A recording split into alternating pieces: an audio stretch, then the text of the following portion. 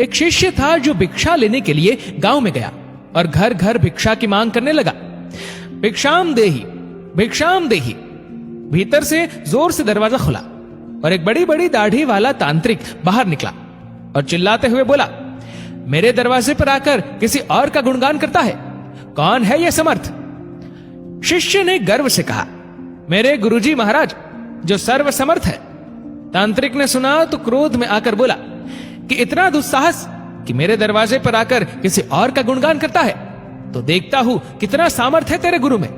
मेरा श्राप है कि तू कल का उगता सूरज नहीं देख पाएगा, अर्थात तेरी मृत्यु हो जाएगी।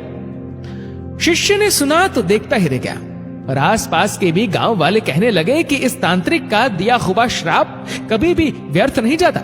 शिष्य उदास चेहरा लिए वापस आश्रम की ओर चल दिया और सोचते सोचते जा रहा था कि आज मेरा अंतिम दिन है, लगता है मेरा समय खत्म हो गया है। आश्रम में जैसे ही पहुंचा, गुरुजी महाराज हंसते हुए बोले, ले आया भिक्षा। बेचारा शिष्य क्या बोले।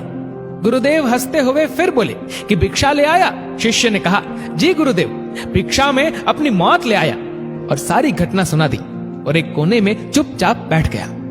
गुरुदेव बोले, अच्छा चल भोजन कर ले। शिष्य ने कहा, गुरुदेव आप भोजन करने की बात कर रहे हैं और यहाँ मेरे प्राण सूख रहे हैं। भोजन तो दूर, एक दाना भी मुंह में न जा पाएगा। गुरुदेव बोले, अभी तो पूरी रात बाकी है, अभी से चिंता क्यों कर रहा है? चल ठीक है, जैसी तुम्हारी इच्छा। और ये कहकर गुरुदेव भोजन करने चले गए। फिर सोने की बारी आई। तब गुरुदेव शिष्य को बुलाकर बोले, हमारे चरण दबा दे। शिष्य मायूस होकर बोला, जी गुरुदेव, जो कुछ क्षण बचा है जीवन के, उस क्षण में आपकी सेवा कर ही प्राण त्याग करूं, यही अच्छा होगा। और फिर गुरुदेव के चरण दबाने की सेवा शुरू की।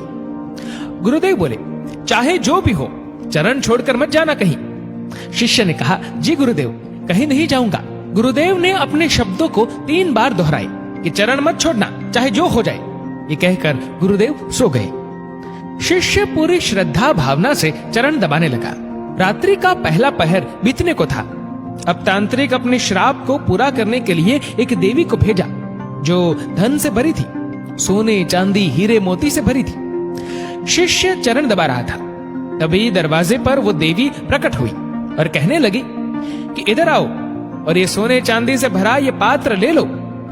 शिष्य भी बोला, जी मुझे लेने में कोई परेशानी नहीं है, लेकिन क्षमा करें, मैं वहां पर आकर नहीं ले सकता हूं।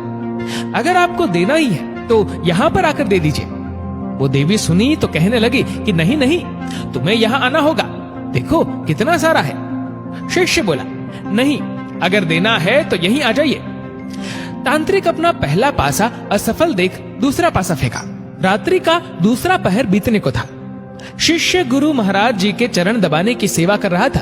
तांत्रिक ने इस बार मारने के लिए उस शिष्य की मां का रूप बनाकर भेजा। शिष्य गुरु के चरण दबा रहा था, तभी दरवाजे पर आवाज आई, बेटा तुम कैसे हो? शिष्य ने अपनी मां को देखा तो सोचने लगा, अच्छा हुआ जो मां के दर्शन हो गए, मरते वक्त मां से भी मिल ले। वो औरत जो मां के रूप धारण की थी बोली, आओ बेटा गले से लगा लो, बहुत दिन हो गए तुमसे मिले।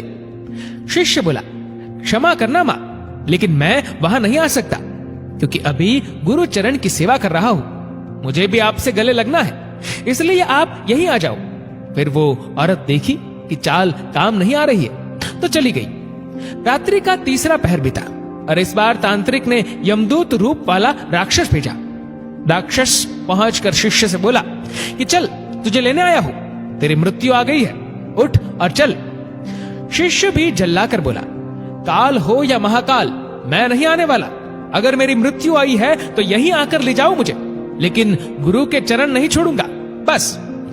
फिर राक्षस भी चला गया। सुबह हुई, चिड़िया अपनी घोंसले से निकलकर चहचहाने लगी, सूरज भी उदय हो गया। गुरुदेव महाराज जी नींद से उठे और बोले कि सुबह हो गई। शिष्य बोला, जी गुरुदेव सुबह हो गई। गुरुदेव ने कहा, अरे तुम्हारी तो मृत्यु होने वाली थी ना, तुमने ही तो कहा था कि तांत्रिक का श्राप कभी व्यर्थ नहीं जाता, लेकिन तुम तो जीवित हो। गुरुदेव हंसते हुए बोले। शिष्य भी सोचते हुए बोला, जी गुरुदेव लग तो रहा हूं कि जीवित हूं। फिर सारी घटना याद की रात्रि वाली, फिर समझ में आया कि गुरुदेव ने क्यों कहा था कि चाहे जो भी हो जाए चरण मत छोड़ना। शिष्य गुरुदेव के चरण पकड़कर खूब रोने लगा।